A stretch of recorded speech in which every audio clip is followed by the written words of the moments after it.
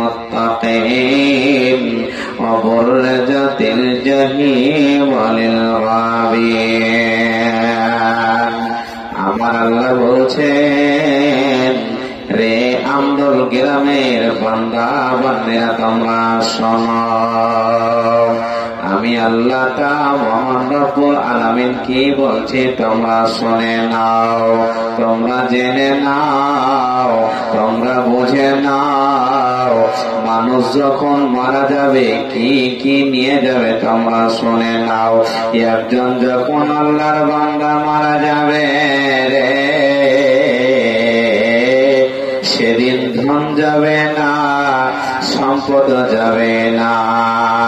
সেদিন আপনার ধন যাবে না সেদিন আপনার সম্পদ যাবে না সেদিন আপনার গাড়ি যাবে না সেদিন আপনার